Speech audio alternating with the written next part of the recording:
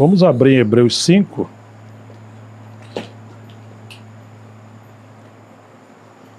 Uma das mensagens sobre Hebreus foi sobre as 5 advertências desse livro, né? E uma dessas advertências, capítulo 5, verso 11, diz assim sobre Jesus como o sumo sacerdote da ordem de Melquisedeque. A esse respeito, temos muitas coisas difíceis de explicar, porque vocês se tornaram preguiçosos em ouvir. Pois quando já deviam ser mestres, levando em conta o tempo decorrido, vocês têm novamente necessidade de alguém que lhes ensine quais são os princípios elementares dos oráculos de Deus, passaram a ter necessidade de leite e não de alimento sólido. Ora, todo aquele que se alimenta de leite é inexperiente na palavra da justiça, porque é criança. Mas o alimento sólido é para os adultos, para aqueles que, pela prática, têm as suas faculdades exercitadas para discernir não somente o bem, mas também o mal. Nós vimos que essa carta é uma carta de exortação. O autor está sempre encorajando esses cristãos de descendência hebreia, a prosseguirem para frente num tempo de tribulação, perseguição, onde eles estavam sendo tentados a voltar para trás, ou seja, para o judaísmo, que até então era uma religião entre os romanos que era reconhecida, ela era, digamos, oficial, mas o cristianismo era tido como uma seita e atraía perseguição porque declarava Jesus como rei e senhor, e isso para César era um grande problema, e também pelo estilo de vida, que não vivia na luxúria, não vivia no estilo depravado que os romanos viviam, os pagãos.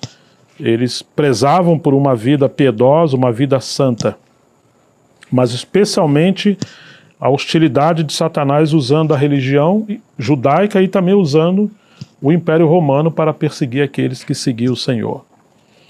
E muitas coisas chamam a atenção e muitas coisas são lições tão preciosas para nós.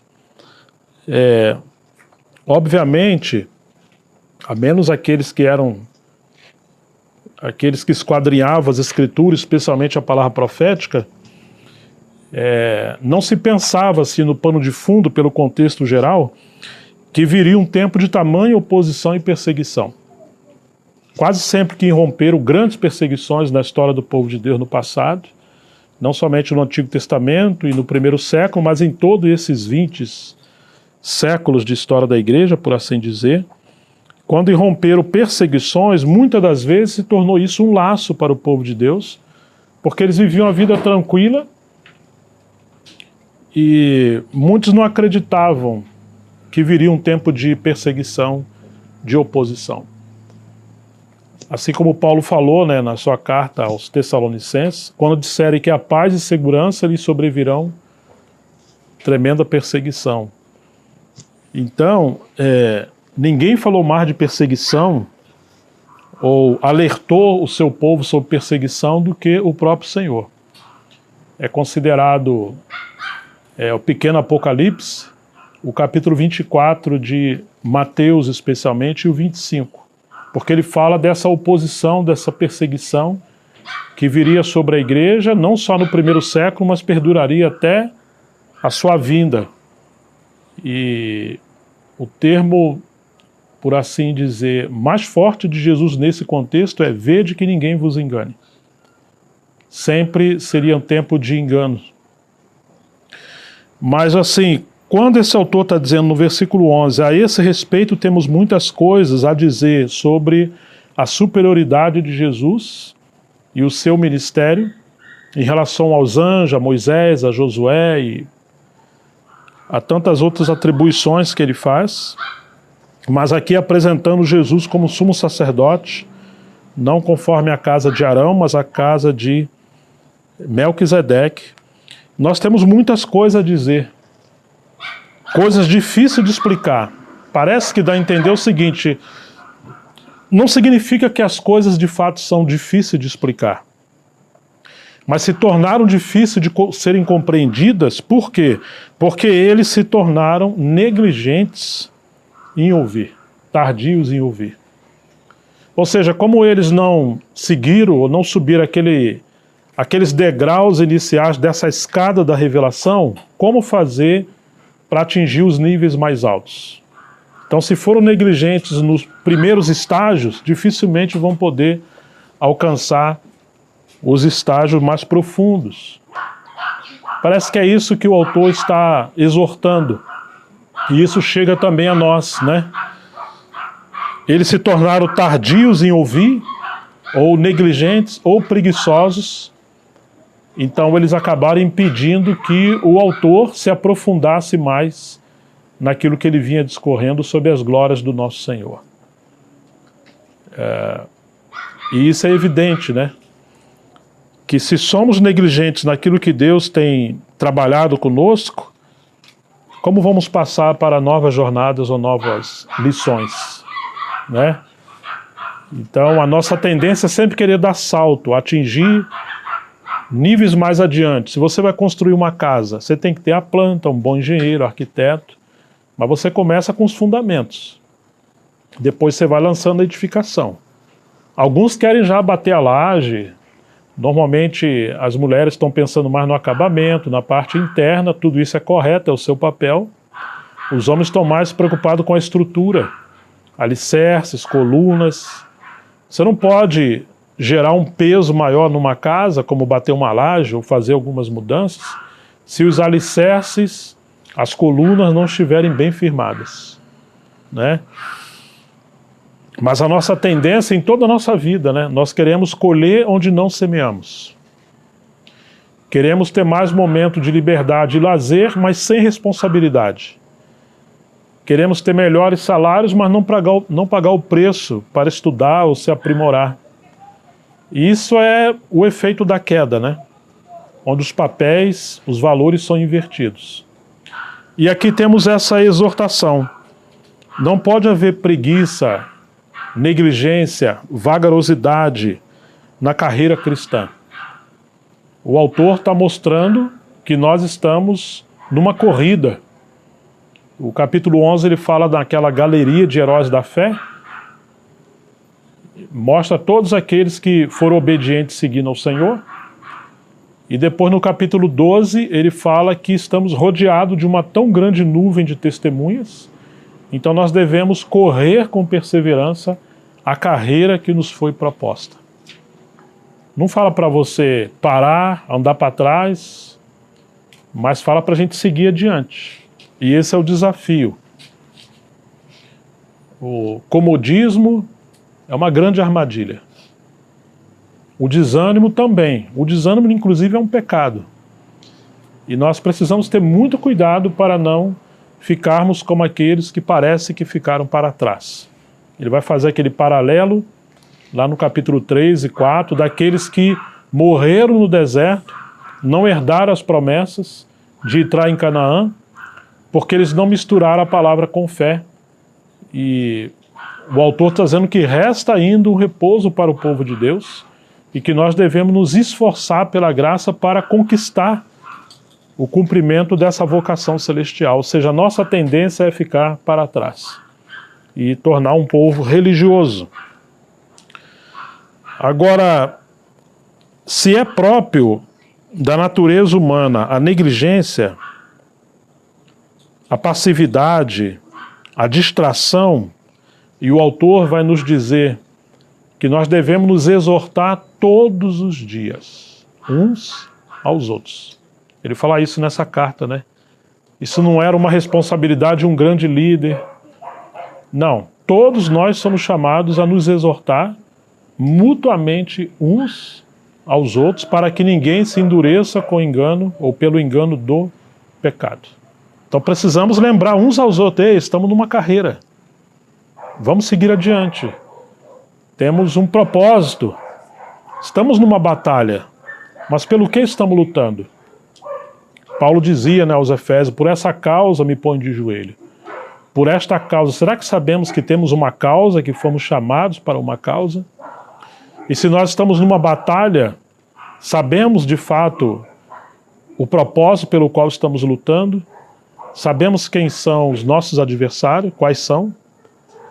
E como devemos nos preparar para essa guerra, para não sermos como aqueles que caem no campo de batalha, especialmente pela negligência, ou por não estarmos revestidos com toda a armadura que nos foi dada. E essa é uma armadura, quando Paulo fala aos Efésios 6, coletiva. Devemos nos ajudar mutuamente. Mas se não soubermos que estamos em guerra, se não soubermos a nossa vocação, iremos ficar perdidos, desorientados, podemos cair nas artimanhas do inimigo, de pegar atalhos que nos tirem do caminho. E parece, diz o autor aos Hebreus, que alguns de vocês estão ficando para trás. Ou seja, eles se perderam. Então que Deus nos ajude a não ser daqueles que ficam para trás, que se distraiam, que ignoram que fomos chamados por uma santa carreira, uma santa perseverança, e que possamos nos levantar para exortar uns aos outros, servir uns aos outros, assumir responsabilidade. Agora nos chama a atenção esse versículo 11, a esse respeito, ou seja, temos tantas coisas para a gente se aprofundar em relação à pessoa e ministério e obra do nosso Senhor. A igreja primitiva perseverava na doutrina dos apóstolos, e eles todos os dias, publicamente pelas casas, não deixavam de anunciar e ensinar a Jesus Cristo, o Senhor. Como eles se aprofundavam nisso. E é vendo o Senhor, as glórias do Senhor na palavra, que somos transformados, que somos edificados, aperfeiçoados, que famílias são edificadas, que casamentos são transformados, aperfeiçoados. Não temos outro caminho, porque esse é o caminho que o Senhor apontou, para seguir adiante. Nosso chamamento, como disse Jesus, é: vinde após mim. Vinde após mim. Se alguém quer vir após mim, negue-se a si mesmo, tome sobre si a sua cruz e siga-me. É um chamamento para seguir a pessoa do nosso Senhor, um passo por vez, mas todos os dias negar a si mesmo, tomar sobre si a sua cruz e seguir o Senhor. O grande desafio nessa carta era não seguir o Senhor, era não tomar a cruz, era não negar a si mesmo, procurar uma vida mais cômoda, mais fácil. E o lugar mais cômodo, mais fácil nesse contexto era a religião. Se tornar negligente, se esconder atrás das árvores, das aparências da religião. A esse respeito temos muitas coisas a dizer. Puxa, será que nós perdemos tantas coisas que o autor poderia ter falado nessa carta? E de alguma forma todos nós fomos prejudicados, toda a igreja do Senhor, em 2000 anos de história da igreja. É claro que o Senhor é soberano, Ele tem tudo em seu controle. O que Ele se propôs a revelar sobre Cristo nessa carta, Ele revelou. Mas o autor apresenta um lamento, que ele teve que, digamos, guardar a sua pena nesse contexto, a caneta. Tinha muito mais tinta no tinteiro para ele usar, mas ele teve que interromper os seus escritos. A esse respeito temos muitas coisas a dizer, coisas difíceis de explicar. Volto a falar, não que as coisas sejam realmente difíceis em si, mas se tornaram difíceis. Por quê? Porque eles foram negligentes em ouvir. Então nós devemos ter muito cuidado com a negligência. Uma das advertências dessa carta é a negligência. Teve um entre nós aqui, um irmão, que quando fizemos a mutualidade, ele memorizou as 5 advertências. Ele citou de cabeça, e isso foi muito bom, né? E nós precisamos exercitar nossas faculdades. O 12 vai dizer: pois quando já deviam ser mestres, levando em conta o tempo decorrido, vocês têm novamente necessidade de que alguém lhes ensine quais são os princípios elementares dos oráculos de Deus. Ou seja, contexto mostra para nós, não restrito somente a essa carta, mas todas as cartas, de que somos chamados à maturidade e que devemos aprender a palavra do Senhor, o exercício dos dons, a disciplina espiritual, a devoção, para também podermos ensinar a outros. Um dos problemas do antigo pacto é que eles tinham fixação naquela liderança de alto nível, que eles tinham essa fixação. Por exemplo, quando Moisés subiu ao monte, ele disse que o Senhor convocou todo o povo dele, que ele queria falar com todo o seu povo. Vós me sereis um reino de sacerdotes. Foi o chamamento do Senhor em Êxodo 19. Mas quando Deus chamou o seu povo para ele falar, falou: não, Moisés, vamos fazer aqui um acordo. Você sobe, nós vamos ficar aqui embaixo, aqui, dando apoio. Aí você escuta o que Deus vai falar. Depois você vem e compartilha conosco. Ou seja, essa transferência de responsabilidade. Deus queria um reino de sacerdotes. O que eles preferiam? Não, eles queriam um líder que fosse adiante deles. Esse era um costume das outras nações, que tinha um líder que exercia sua autoridade. Não que há problema em ter liderança, mas o problema é a transferência de responsabilidade, a passividade. Deus queria um reino de sacerdotes. Aquele tabernáculo de 3 compartimentos, que tinha o ato exterior, o lugar santo e o santo do santo, era uma figura, como diz o autor aos Hebreus, do verdadeiro tabernáculo. E nós temos os sacerdotes que serviam no tabernáculo, especialmente a casa de Levi, e no Santo dos Santos. Vocês lembram quantas vezes alguém podia entrar no Santo dos Santos? Quantas vezes? Uma vez ao ano. E quem é que entrava lá? O sumo sacerdote. Mas o que o autor aos Hebreus está falando para nós? Que o véu foi rasgado. Que Jesus nos preparou um novo e vivo caminho pelo véu que foi rasgado. E que véu foi esse? Hã? E que véu é esse que foi rasgado? Foi o seu corpo rasgado. E agora nós podemos nos achegar com toda a ousadia ao trono da graça de Deus. Quer dizer, não temos que ficar mais, figuradamente, no ato exterior. No ato exterior, você tinha uma luz, mas era a luz do sol.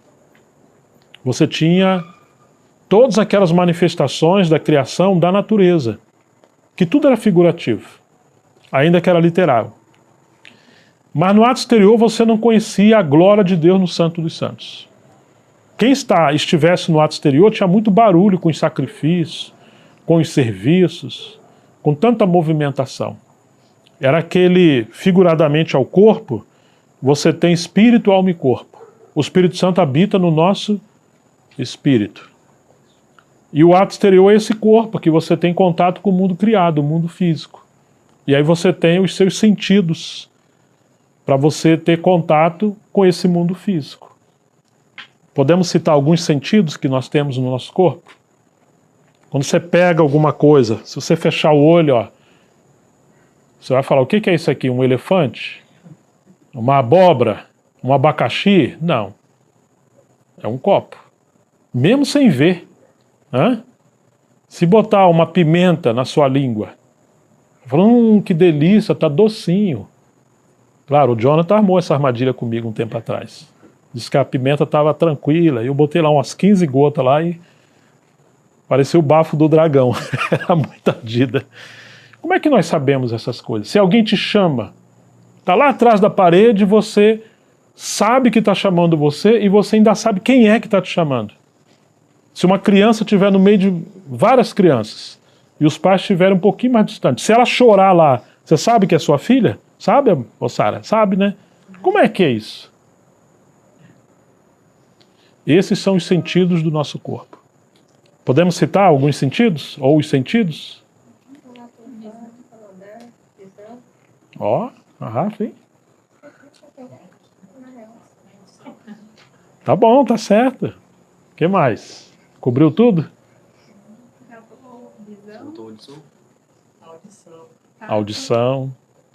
Está vendo como é que Deus é perfeito? Ele nos constituiu com essas dádivas para a gente se relacionar com o mundo físico.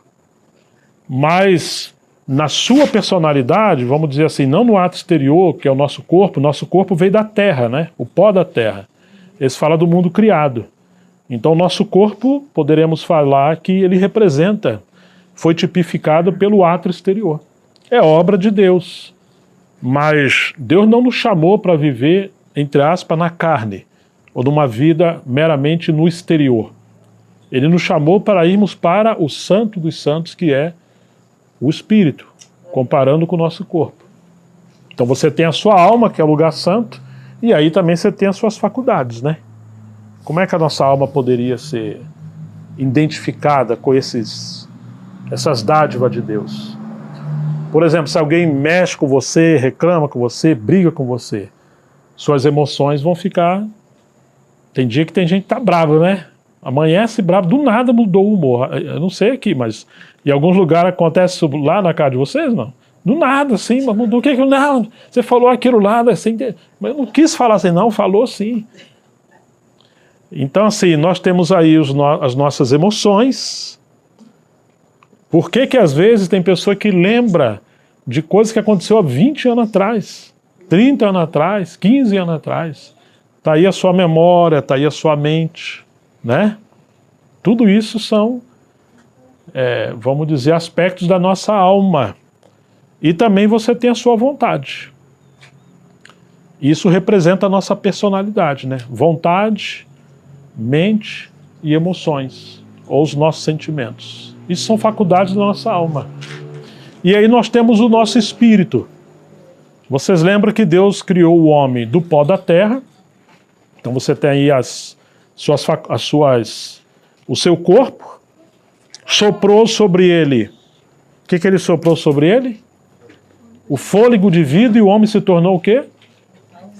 Alma vivente. Espírito, alma e corpo. Seu corpo veio da onde? Ó, do pó da terra. Seu espírito veio de Deus, porque Deus soprou fôlego de vida, né? Interessante que o pensamento hebraico sobre esse vento que ele soprou é uma palavra que representa, de representação dupla. De fato é um vento, mas ao mesmo tempo é o espírito. Em vários lugares na Bíblia, o espírito ele é representado pelo vento. Veio do céu um vento impetuoso e encheu todo o cenáculo ou a casa que eles estavam reunidos. Atos 2, está falando do Espírito Santo. Jesus falou para Nicodemos, né? O vento sopra onde quer, 3:8 de João. Você ouve a sua voz, mas não sabe de onde ele vem e nem para onde ele vai. Assim também é todo aquele que nasceu do Espírito. Então, em várias passagens na Bíblia, você vê o Senhor usando essa tipologia, essa sombra, essa analogia do vento com o Espírito Santo. Quando ele soprou o fôlego de vida, é uma vida dupla. É a vida no Espírito e é a vida espiritual. Então o Espírito ele veio de Deus. Deus é Espírito e importa que os seus adoradores o adorem como? Em espírito e em verdade. Paulo vai dizer em Romanos, Deus a quem sirvem meu espírito. Então, o Espírito representa ali o Santo dos Santos. E ali é onde tinha, quem que lembra o que tinha no Santo dos Santos? Lá no Antigo Testamento e que é mencionado no livro de Hebreus. Eu estou crendo que todos vocês estão lendo Hebreus, né? Conforme o nosso conselho. Quais eram os utensílios, objetos que tinha dentro do Santo dos Santos? Arca. E o que tinha dentro da arca? O maná, a vara de Abraão. De Arão. Vara de Abraão. Tá indo. Ai, a lei. Leite? Lei? Ah, lei. Agora, como é que foi feita a arca? Quais eram os materiais da arca? Concreto? Como que era? Foi revestida de ouro, tá certo, Pester. Tá certo.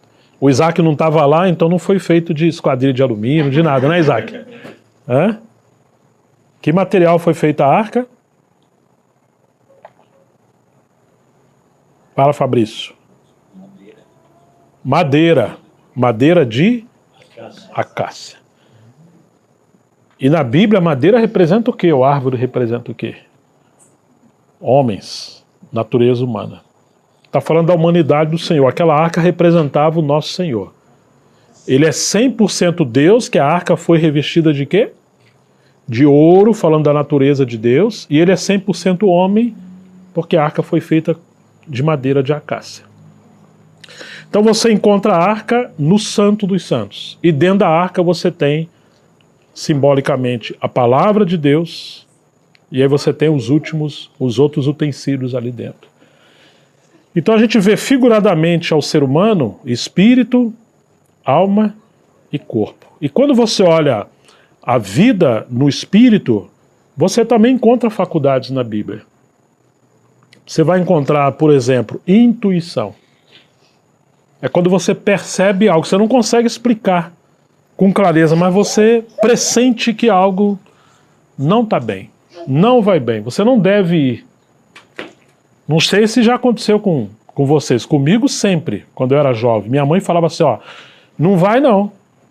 Eu falava, por quê? Já está tudo certo, já planejamos, tem mais de um mês. Não, mas eu estou com um negócio no coração, eu senti que você não tem que ir.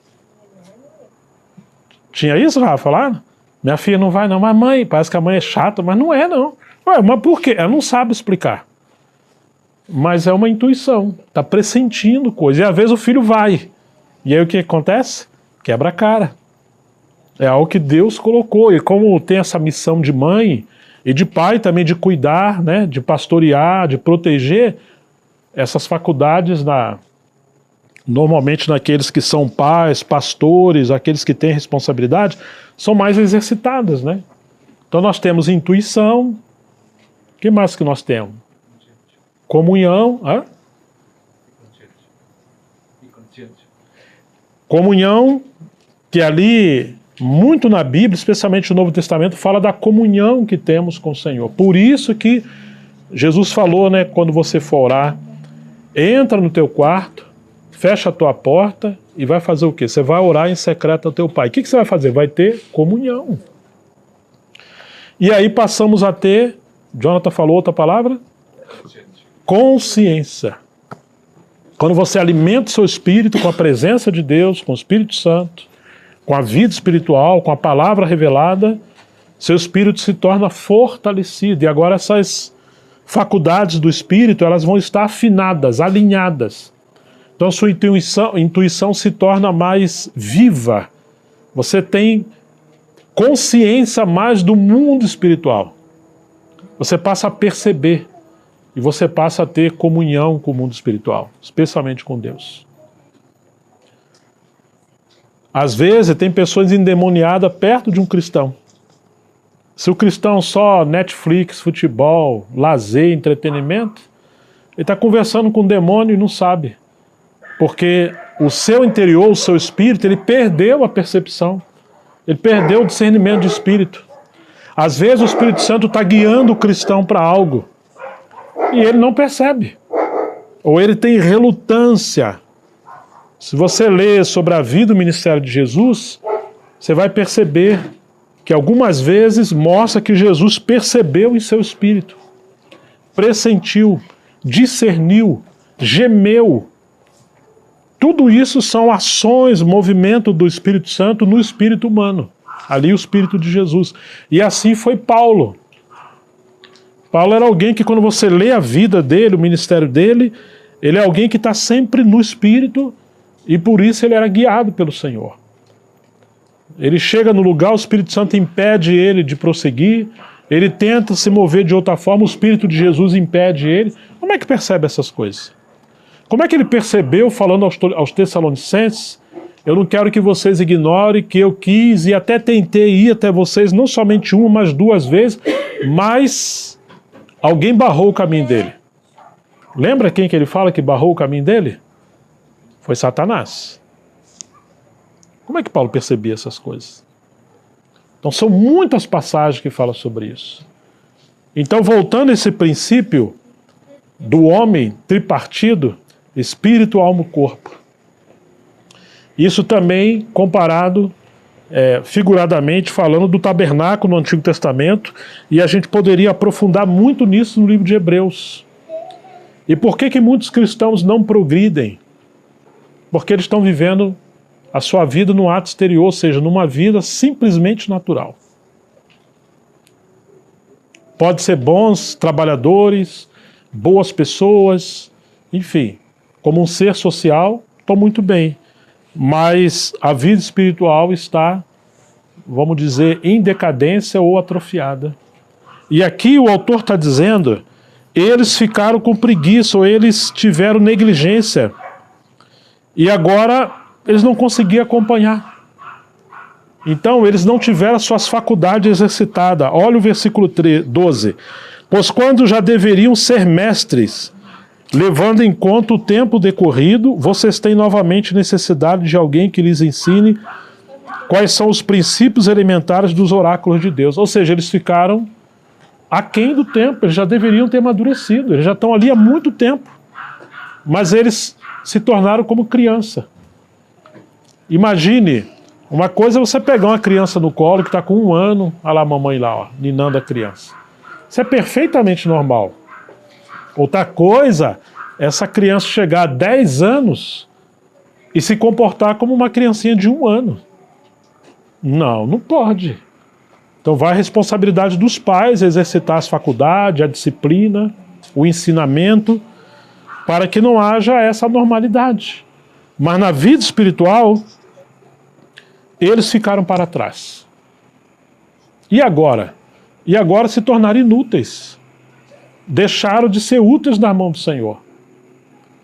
Pedro vai dizer que nós, como crianças novamente nascidas, devemos desejar afetuosamente o leite racional e não falsificado, para que por meio dele possamos crescer. 1 Pedro 2. E esse leite está falando da palavra, do exercício na palavra de Deus. Para crescer, o normal de uma criança é desejar o leite.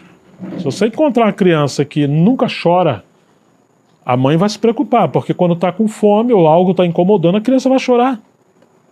Assim é a vida espiritual. Hoje a gente estava em casa e de manhã uma irmã da Alemanha entrou em contato com a Miriam se eu poderia ter um tempo com ela, ela queria ter alguns conselhos e tal.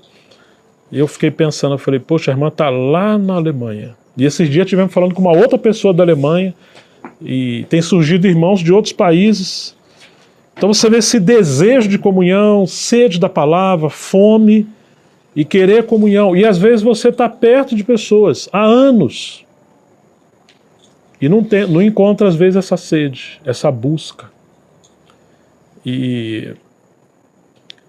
Porque a vida espiritual está atrofiada. Isso é um problema sério.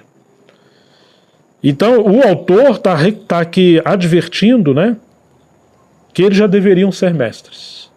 Deveriam estar colaborando com a nova geração, ajudando com novos discípulos, ministrando, servindo com a palavra. E ele vai dizer que eles necessitam de que alguém lhes ensine quais são os princípios elementares dos oráculos de Deus.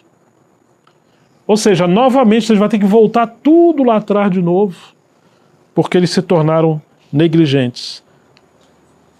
Passaram a ter necessidade de leite e não de alimento sólido. Ou seja, o corpo deles não estavam desenvolvido ao ponto de poder absorver e administrar o alimento sólido, ia dar dor de barriga para eles. Ora, agora preste atenção no versículo 13. Todo aquele que se alimenta de leite é inexperiente na palavra da justiça. Ou seja, não tem experiência. Porque é criança. Mas o alimento sólido é para os adultos, para aqueles que, pela prática, têm as suas faculdades exercitadas, para discernir não somente o bem, mas também o mal. Deus deu as faculdades, como está dizendo aqui esse versículo 14, deu a palavra, deu os encargos, os serviços, colocou no ambiente para frutificar. Mas o que aconteceu aqui? Essas pessoas, esses cristãos, não exercitaram as suas faculdades. O exercício é responsabilidade nossa. Ou seja, a graça de Deus não isenta o homem da responsabilidade. Ao contrário, a graça de Deus aumenta a nossa responsabilidade. Não, nós estamos na graça, não temos que ter responsabilidade nenhuma, não. Isso passa a ser uma desgraça, não graça. Deus espera que seus filhos usem a graça, inclusive se esforcem na graça, para poder galgar, trilhar esse caminho da maturidade, do serviço, para podermos ser úteis nas mãos do Senhor. E isso é uma vocação maravilhosa que nós temos. Todos nós precisamos nos encorajar uns aos outros. E diz que eles têm as suas faculdades exercitadas para discernir não somente o bem, mas também o mal. Olha a situação do povo de Deus hoje. Quantos estão envolvidos com heresias, com falsos profetas, com falso cristianismo, com apostasia? Por quê? Porque como eles não exercitaram as suas faculdades, não se exercitaram na palavra, não cresceram, eles também não têm discernimento espiritual. O espírito está atrofiado, as disciplinas espirituais não foram praticadas, não têm vida na palavra, não estão alicerçados, fundamentados, então não consegue também discernir não somente a vida em relação à doutrina, o pensamento, mas também discernir os espíritos. Como a Bíblia fala para a gente discernir os espíritos. Julgar as profecias, provar os apóstolos. Mas eles não tinham, então eles não sabiam discernir o bem e o mal, ou aqui o maligno. O maligno sempre vai colocar armadilhas diante de nós. Sempre vai querer nos cirandar. O diabo, vosso adversário, ele anda ao vosso derredor, bramando como leão, procurando alguém para devorar. Alguém que se isole. Então, que texto e que advertência tão forte que nós devemos ter temor sobre isso. Então, uma das coisas que podemos, nessa carta que ele está falando, que devemos nos exortar, nos encorajar mutuamente uns aos outros, é uma carta de exortação. Nós devemos nos encorajar mutuamente. Eu dei exemplos, por exemplo, para a família ou para o casal. Como é que podemos nos exortar uns aos outros em relação à palavra do Senhor dentro da nossa casa? Você lembra? Como que uma esposa pode ajudar o seu marido? Por exemplo. Alguém lembra?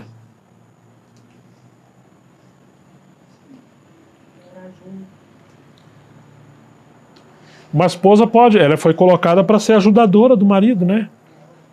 Ela pode chamar o seu marido. Ô bem, vamos tirar um tempinho para a gente meditar na palavra? Vamos batalhar para termos a prática do devocional dentro da nossa casa antes de sair para o trabalho, antes de nos lançar? Vamos dobrar o nosso joelho, vamos orar. Tem algumas coisas que não estão indo bem. Então, se a mulher não ajuda o marido, claro que a responsabilidade do esposo, como cabeça da sua casa, é ser o rei da sua casa. Vou usar alegorias do Antigo Testamento. Você tinha aqueles 3 ofícios, que é rei, profeta e sacerdote, especialmente no Antigo Testamento.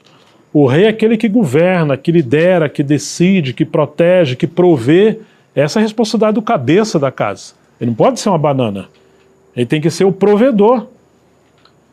Mas, infelizmente, o que nós encontramos em muitos lugares hoje é que se as irmãs aliviar a sua responsabilidade, a casa cai.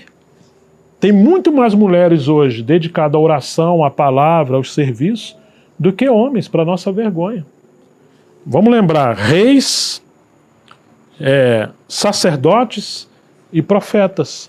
Aqueles que estão diante de Deus em oração, e se você está diante de Deus em oração, você terá a palavra de Deus para sua família, como um profeta. Mas se você não é alguém que ora, e se você não é alguém que vai diante de Deus com a palavra, e o Espírito Santo fala conosco usando as Escrituras, vivificando, lembrando. Quando Jesus fala do ministério do Espírito, ele fala: ele vos fará lembrar as palavras que eu vos tenho dito. Ou seja, o Espírito Santo usa a palavra para falar conosco. Mas se você não lê a palavra... Ou imagine alguém falando: Deus, fala conosco, tá, mas sua Bíblia está empoeirada. Você nem lembra onde é que está a sua Bíblia. Como é que Deus vai falar com você? Então, precisamos resgatar esses papéis na nossa casa, especialmente os homens. Ainda que todos somos chamados para sermos sacerdotes. Mas quantos lares estão de cabeça para baixo? Porque falta oração, falta uma vida na palavra e falta assumir liderança espiritual e natural no sentido de proteção, provisão, direção, defesa. E isso tem muito a ver com o que estamos discorrendo sobre responsabilidade espiritual. E para isso o cristão tem que ser exortado, nós precisamos ser exortados a sair do ato exterior e querer entrar como sacerdotes no santo lugar e ir até o Santo dos Santos. Agora, não uma vez por ano, o Senhor nos abriu um novo e vivo caminho, como está no livro de Hebreus, para levarmos uma vida diante do Senhor. E se formos tentados, nós temos um grande sumo sacerdote diante do nosso Pai, e ele diz que ele intercede por nós, porque em tudo ele foi tentado semelhante a nós, porém sem pecado. Então ele pode nos socorrer. A tentação, a tribulação, não são desculpas que nos isentam de uma vida de responsabilidade espiritual. Ao contrário, nós deveríamos muito mais nos lançar aos pés do Senhor. A dedicação quando temos fraqueza, debilidade, tentações, pecado, e também podemos recorrer à graça, à oração, à intercessão, mas nós também podemos contar com os nossos irmãos. Agora, se nós só vivemos na esfera natural, no ato exterior, e o inimigo é muito bom para nos distrair no ato exterior, cada vez mais você vai encontrar entretenimento com muita facilidade. Muitas distrações. Você vai encontrar, por exemplo, esses dias eu estava procurando algo para comprar, uma roupa, né, que ia viajar, aí vi na internet, para quê? Toda hora passei a receber promoção.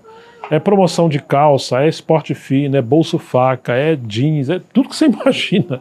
É camisa polo, é camiseta, tudo que você imaginar tem. Então, assim, aqueles que trabalham com isso estão fazendo um bom trabalho, que é o serviço do marketing.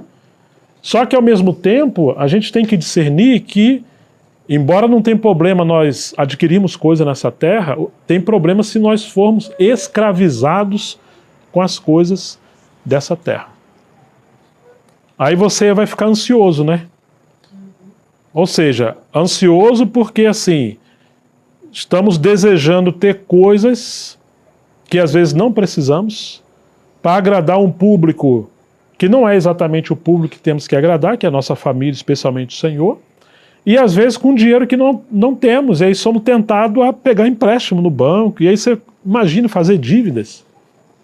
Então, assim, quantas pessoas estão... Algumas estão em depressão porque estão vivendo do passado, né? Outras estão em grande problema com ansiedade, sofrendo por um futuro que nem chegou. E por isso não estão vivendo uma vida adequada no presente. E o autor aos Hebreus fala, contentai-vos com... Você lembra o restante? Com o que tem. Não faça dívida. Não queira dar um passo além do que você... mas o outro comprou, mas você não é o outro. Mamãe falava sempre isso para ele, mas você não é o outro. Eu falei, mas você não é o outro. E essa mania de ver o que o outro adquiriu. E a nossa carne é assim, você quer um tênis, aí você consegue um tênis, mas só um, você quer outro. Aí você consegue outro, mas agora tem que ter uma bota. Aí você tem que ter um sapato, você tem que ter mais... Nunca vai estar satisfeito. A carne é um negócio terrível. Por isso que precisamos habitar no Senhor, que é o esconderijo do Altíssimo, ter essa vida de humildade nele, para a gente não cair nessa trampa do inimigo. Você consegue uma coisa, mas daqui a um tempo você fala, ah, Senhor, estava tão bom, mas... né? Você pegou um carrinho, orou tanto por aquilo, aí conseguiu o carro. Não tinha nada. Mas você vê o vizinho com um carrinho um pouquinho melhor, aí você fala, ah, eu vou dar, mas a nossa tendência é querer uma casa. Conseguiu uma casa, mas daqui a pouco você quer outra casa. E aí, irmãos, nessa questão, na vida de cruz, na vida de consagração, na vida piedosa, seguindo o Senhor, precisamos sempre colocar as nossas motivações no altar do Senhor. Qual é a sua e a minha motivação ao desejar essas coisas? Não é que tem problema ter essas coisas, mas lembre-se que Satanás vai querer escravizar-nos para a gente ficar para trás e não correr a carreira que nos está proposta. Se você guarda o lazer, não tem problema, guarda o esporte também não. Agora, pode converter isso para o bem do seu próprio corpo, né? Para você ter um corpo saudável, com saúde. Agora imagine hoje, as pessoas quase não lêem a Bíblia. Elas dizem que não tem tempo, mas tem tempo para ver um futebol de 1 hora e tanto. Mas os comentários, deixar vai 3 horas aí, rapidinho. Né? Ou você maratonar uma série de filmes, ou um filme longo. Você tem tempo para muita coisa, mas quando pensa em cumprir isso aqui, faculdades exercitadas pela prática. Exercitar seu corpo, sua mente, sua alma, seu espírito, sua vida em disciplinas espirituais. Hoje é uma geração de academia, né? Nós somos muito encorajados a cuidar do corpo, e isso é bom, isso está correto, não está errado. Então, assim, como tem frutificado muito academia, estética e tantas outras coisas. Agora, por que as pessoas cuidam do corpo e têm uma boa academia, mas não entram na academia do espírito? Tem gente que não larga a academia, vai todo dia, não vai para reunião, vai para a academia. Vira uma coisa galopante, até doentia. Volto a falar, não há problema praticar essas coisas, o problema é quando somos escravizados. E aí o chamado para a gente é equilíbrio. Se você é sedentário, se eu sou sedentário, eu vou prejudicar meu corpo. Como é que alguém vai servir o Senhor com um corpo cheio de problema, cheio de doença? Então temos que cuidar da saúde. Se possível, ter reeducação alimentar. Precisamos ter uma vida saudável para servir bem o Senhor. Agora, se você cuida do corpo, e o espírito, vai para onde? A gente encontra aí umas pessoas saradonas, os irmãos, né? Põe uma camiseta, rapaz, parece o Superman. Mas como que está a vida no espírito? Como que está a vida na palavra? Como que está o exercício da oração? Como que está o devocional? Como que está o altar da consagração da família? Sua família reúne em torno de quê? Da palavra ou da televisão? Que é o centro da sua casa? Nós oramos pelos nossos filhos, impomos as mãos dos nossos filhos, contamos história para os nossos filhos, atraímos a presença de Deus para a nossa casa. Qual que é a nossa realidade? Então são coisas que devemos considerar, porque esses aqui estavam ficando para trás. E hoje nós podemos ficar para trás de diferentes maneiras. Imagina a gente falar só, irmãos, mês que vem nós vamos ter pregação expositiva da carta de Paulo X. E vamos recomendar um livro. O livro tem 150 páginas. Não é um livro grosso, é um livro relativamente fino. Então nós temos aí 30 dias para ler esse livro. Pronto. O que o preguiçoso vai falar? Ah, não, isso é legalismo demais. Mas se você dividir esse livro por 10 minutos por dia, 15 minutos por dia, você vai ler ele rápido. Mas a pessoa não consegue ler 10, 15, 20 minutos. Mas vai conseguir gastar horas e horas a fio fazendo outras coisas. Então essa é a nossa geração. Uma geração muito fraca. Uma geração sem compromisso. Uma geração que, decorrido o tempo, deveria ser mestre, mas são como crianças, porque não quer compromisso. Que Deus nos ajude. É muito cômodo você sentar no lugar e ter um Moisés para ensinar a palavra para você, trazer a palavra. Mas essa não é exatamente a mente do Senhor. Ele espera que todos nós venhamos encontrar os nossos dons, nossa vocação e servir o Senhor. E nos aprofundar no Senhor. Um dos grandes desafios do ministério é ele não substituir a responsabilidade dos membros do corpo. É muito fácil gerar passividade na igreja. Você reúne todo domingo, escuta uma boa mensagem, aí no domingo você volta para escutar de novo. E assim vai domingo após domingo. Estão entendendo? Então você é condicionado a escutar mensagem. Aí você faz o que com essas mensagens? Então isso é um desvio. Um bom líder não é aquele que faz por nós. Um bom líder é aquele que nos ensina a fazer fazendo. Ele nos pega junto e ele pode nos ajudar. Então, para ser um bom ensinador, precisamos ajudar os que estão aprendendo a ensinar a outros, a exercitar. Um bom pastor apacenta, ajudando o apacentado a apacentar outros. E assim sucessivamente. Então nós devemos ser provocados, encorajados. Por isso que a gente às vezes pede, não, irmãos, vamos ter mutualidade, então você lê na sua casa aquele capítulo, e às vezes vamos ter dinâmica em família, a família que vai responder, temos algumas atividades, que é uma maneira de desenvolver responsabilidade. E delegar. Ó, domingo que vem você poderia trazer a palavra? Você poderia partir o pão? Você poderia... E encorajar. Porque senão nós vamos ficar aí, como aconteceu com esses hebreus aqui. Já deveriam ser mestres, mas se comportavam como criancinhas. Aí você imagina uma igreja grande, ou mesmo pequena, aparentemente todo mundo espiritual, mas somos tudo criancinha, que tem que estar trocando fralda direto. Ai, que trabalho que é esse. Né? Não vê a hora das crianças crescer e tirar a fralda, né? Hein, pai? Hein, mãe? Não precisa levar no banheiro, né? Não precisa fazer xixi, levar para fazer xixi.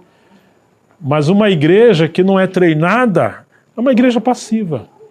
Então, cada mês você tem que ter uma série de assunto novo, grandes conferências, porque somos facilmente viciados nessas coisas.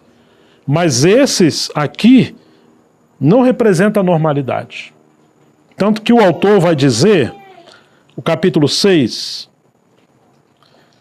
por isso, deixando os princípios elementares da doutrina de Cristo, avancemos para o que é perfeito. Olha a palavra avançar, prossigamos, corramos, avançar, não lançando de novo a base do arrependimento de obras mortas e da fé em Deus, o ensino de batismo e da imposição das mãos, da ressurreição dos mortos e do juízo eterno. Isso faremos se Deus o permitir.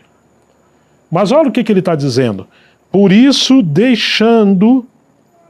São duas coisas que ele fala. Por um lado, nós temos que deixar e por outro lado, nós temos que prosseguir.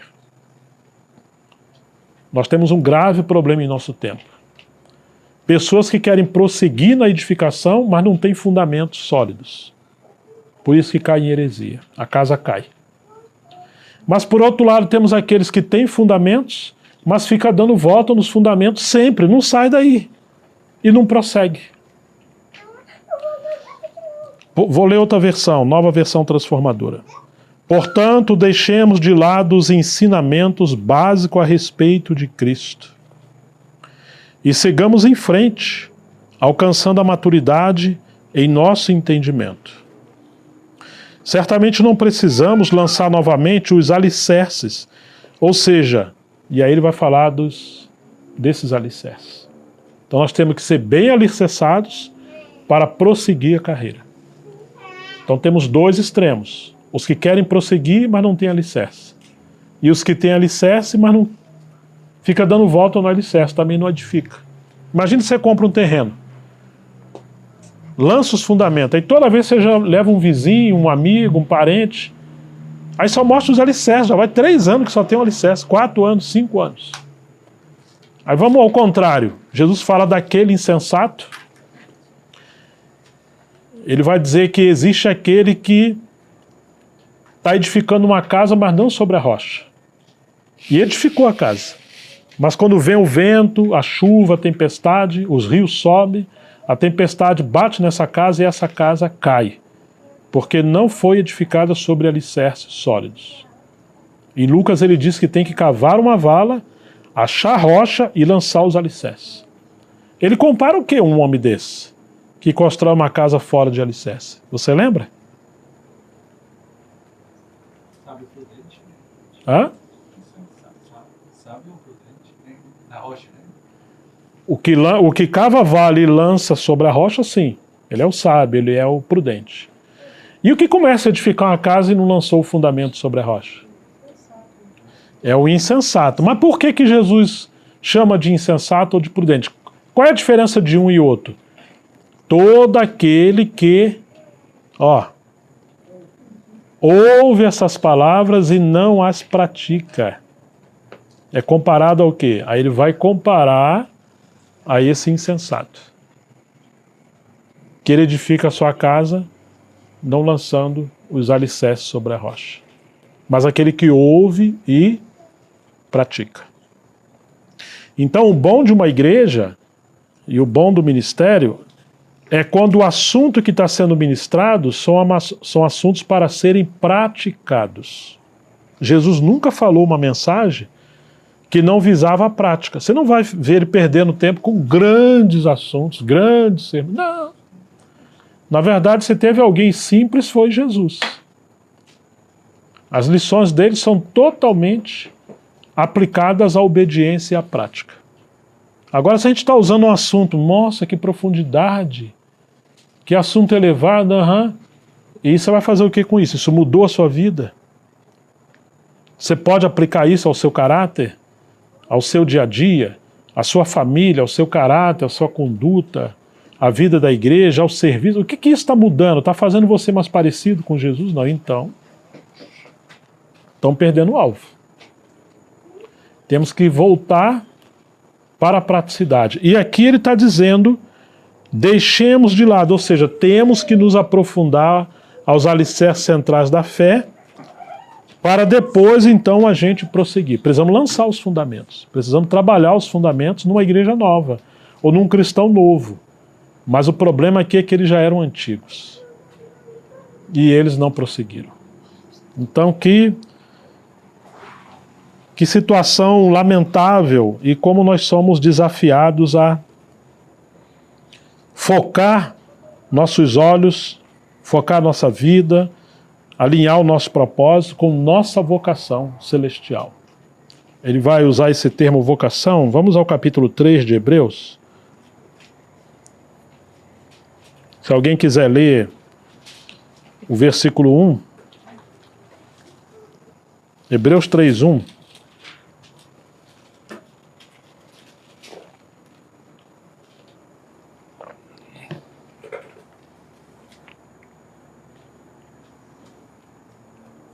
Quem pode ler bem alto?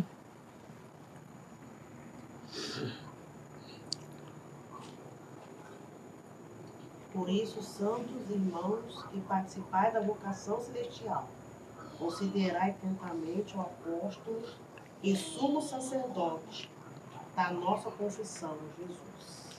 Está vendo o que está dizendo o texto? Por isso, ou seja, depois de tudo que ele falou no capítulo 1 e capítulo 2, santos irmãos, não somos apenas irmãos, nós somos santos irmãos. E santos aqui significa separados, nós somos separados. O Senhor nos salvou, nos separando para Ele, para cumprirmos essa vocação ou esse chamamento. Tem muitos irmãos, graças a Deus somos salvos pela graça, mas somos santos? Estamos vivendo uma vida de santidade, uma vida de consagração?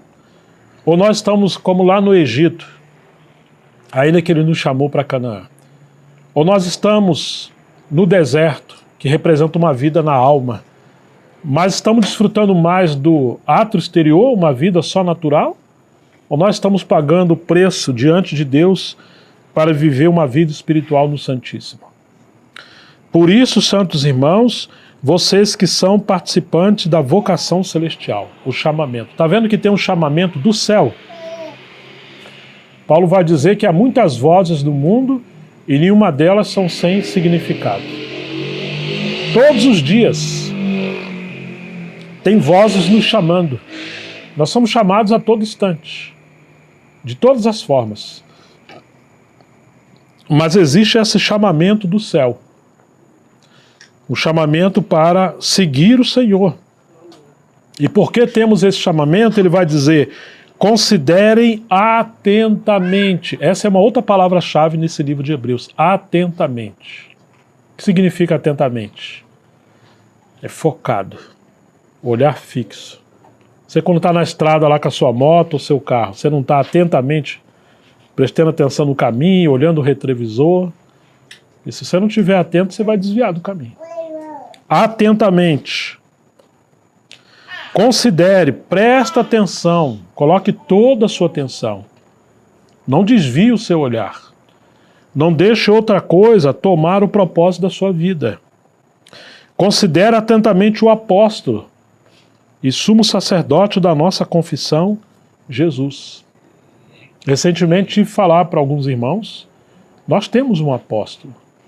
Na verdade, nós temos o apóstolo. Porque alguns, por não considerar atentamente o apóstolos, elegeram outros apóstolos.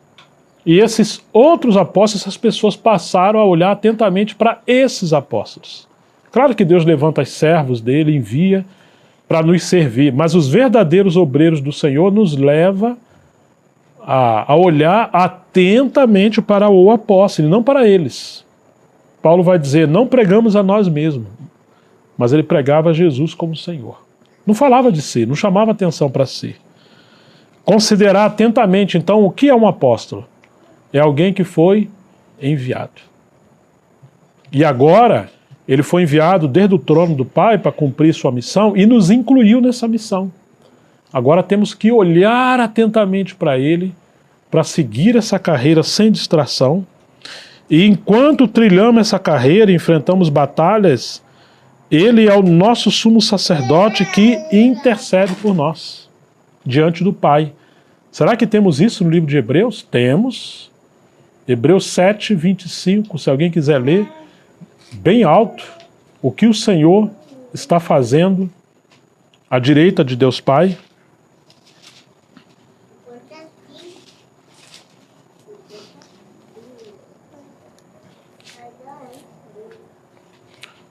Quem pode ler?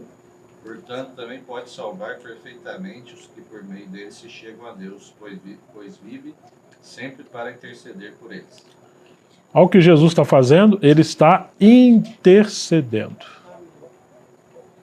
Enquanto nós peregrinamos, ele intercede por nós. Ele é o nosso sumo sacerdote. Ai de nós sem isso, né?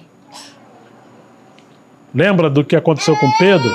Simão, Simão, eis que Satanás pediu para peneirar vocês, como se peneira o trigo. Mas eu intercedi por vocês, para que a sua fé não desfalecesse. Nós estamos em pé por causa da intercessão, da graça, das intervenções do nosso Senhor.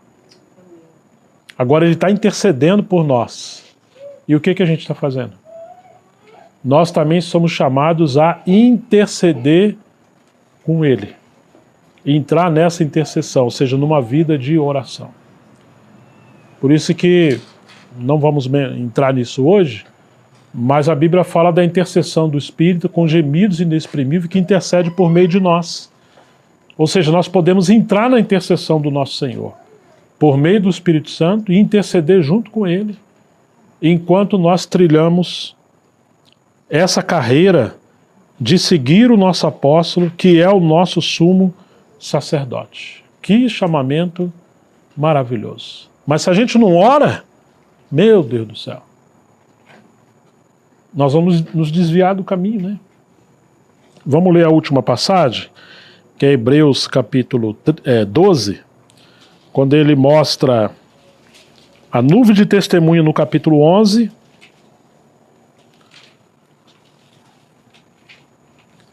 Quem pode ler? versículos 1 e 2.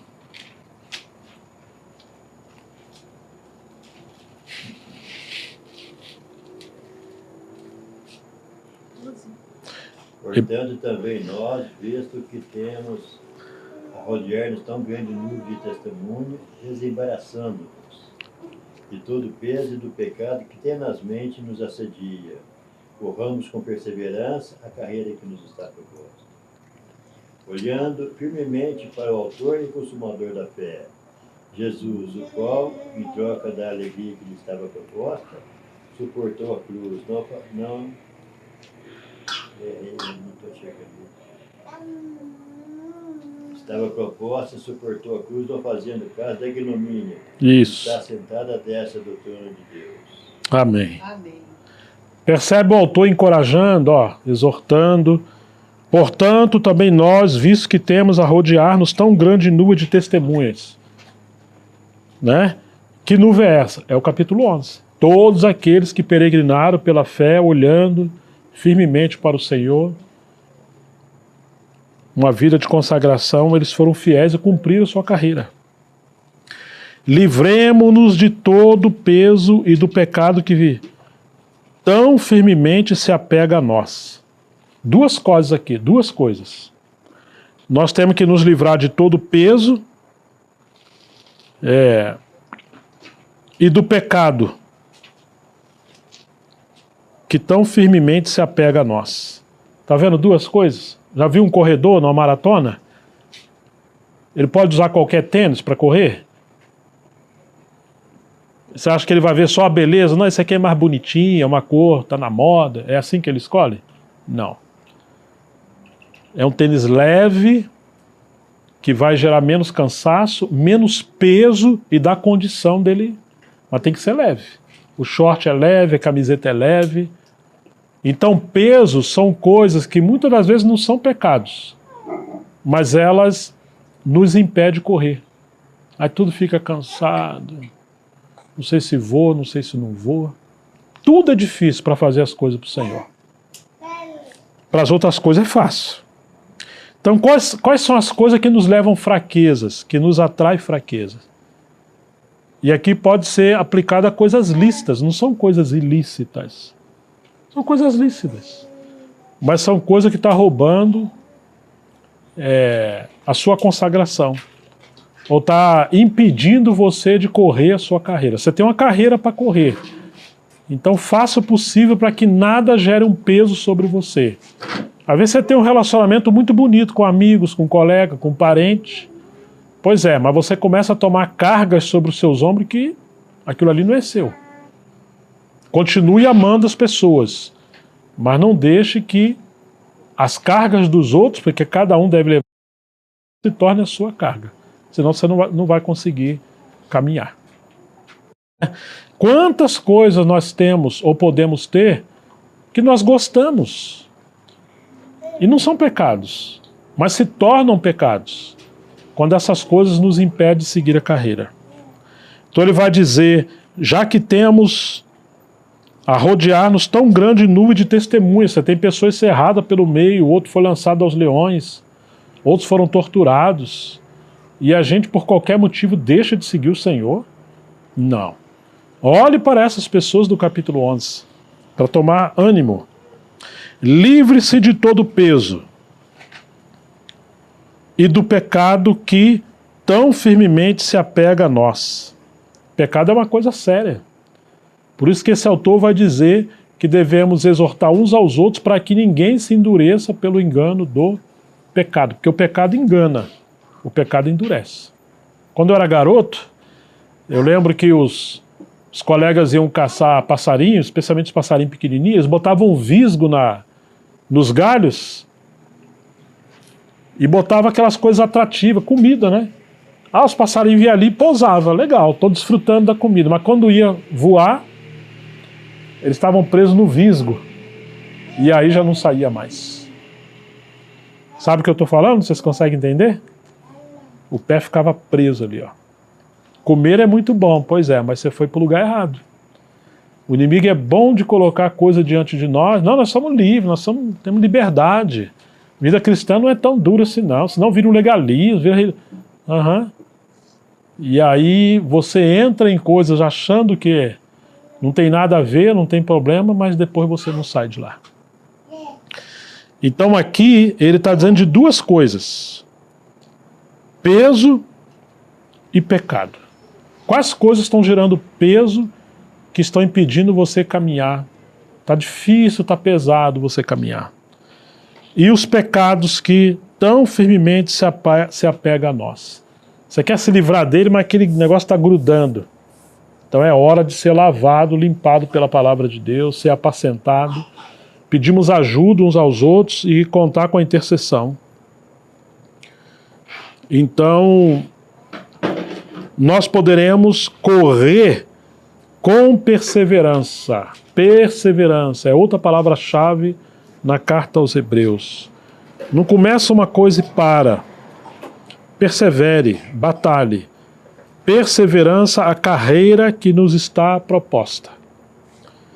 E quando for correr essa carreira, deixando o peso para trás, olha o versículo 2, devemos olhar, fixar bem os nossos olhos, olhando firmemente, sem distrair, para o autor e consumador da fé, Jesus, o qual em troca da alegria que lhe estava proposta, você vê que ele está vendo a alegria lá na frente, depois da cruz, quando ele chegar ao trono, ele suportou a cruz, sem se importar com a vergonha. E agora está sentado à direita do trono de Deus. A alegria que estava proposta foi como o combustível, ou seja, alegrar o seu pai, viver face a face com seu pai, desfrutar dessa glória da comunhão, desse prêmio da comunhão. Isso alimentou como um fogo em sua alma. Ele deu poder para suportar a cruz, para tomar a cruz. Muitas vezes não tomamos a cruz porque temos comiseração. O que é comiseração? Ah, tadinho de mim. Eu acho que eu não mereço esse sofrimento, eu não mereço isso. Então, se você olhar a vida dos outros, especialmente aqueles que não seguem o Senhor, eles estão prosperando, se divertindo, vivem uma vida de deleite no pecado e parece que prosperam mais ainda. Aí você começa a se comparar, como fez Asaf no Salmo 73. Quanto a mim, meus pés quase escorregaram lá da montanha do espinhadeiro, porque eu tinha inveja daqueles que não temiam o Senhor. Eles não se purificavam, não santificavam, não jejuavam.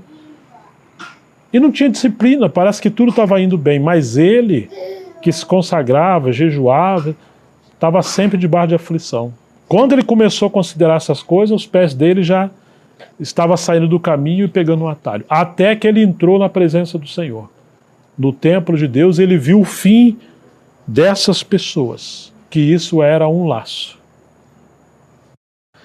Um laço, uma vida de comodidade, de prazer, uma vida de bonança, onde as pessoas acham que o reino ou a glória é aqui e não na vida por vir com Cristo, é um laço. Nós podemos desfrutar com Cristo, mas sem Cristo, fazendo as coisas que ele reprovaria, puxa, isso seria um grande desvio. Olhando firmemente para o autor e consumador da fé, Jesus, o qual em troca da alegria que lhe estava proposta, gente, haverá uma alegria eterna.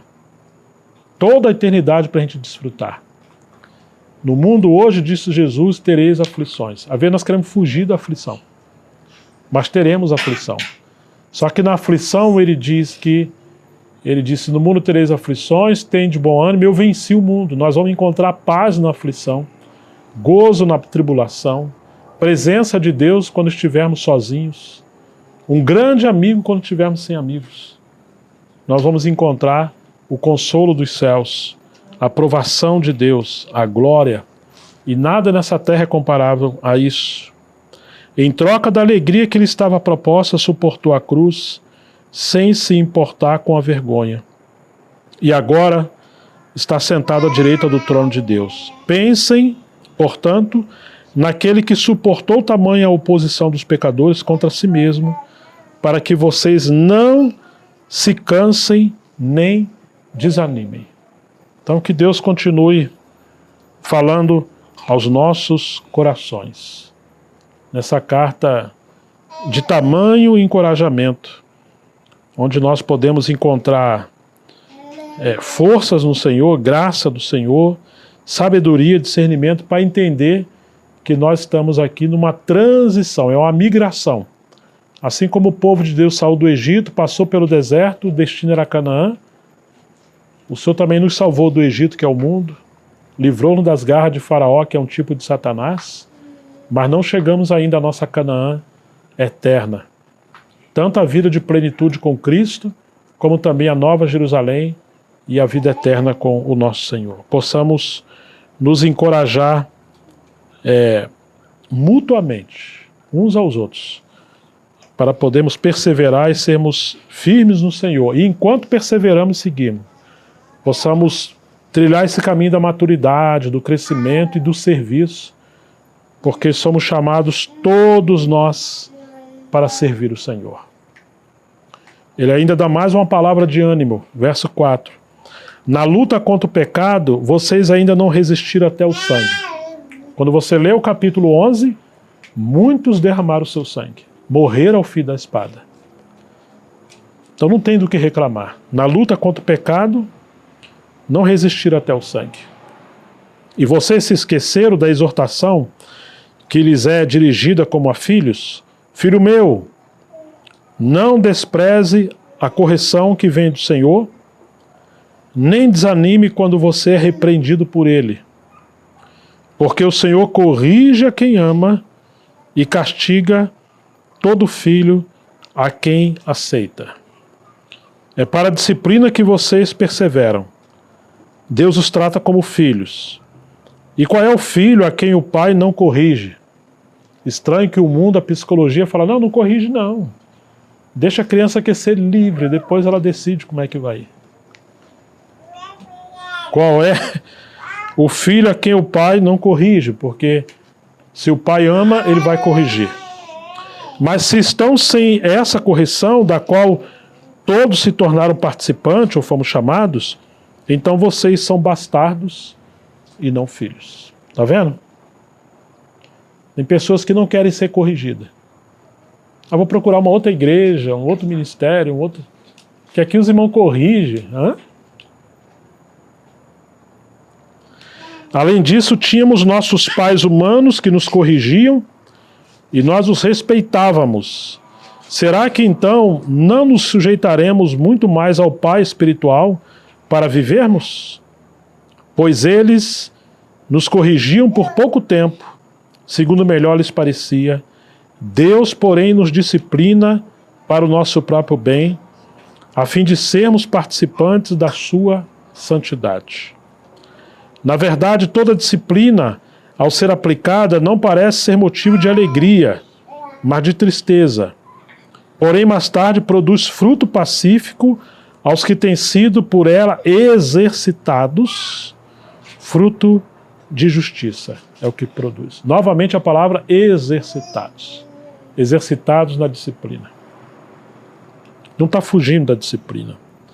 Por isso, levante as mãos cansadas, esfortaleçam os joelhos vacilantes, façam caminhos retos para os seus pés, para que o manco não se desvie, mas seja curado. Deus nos ajude, em nome de Jesus Cristo.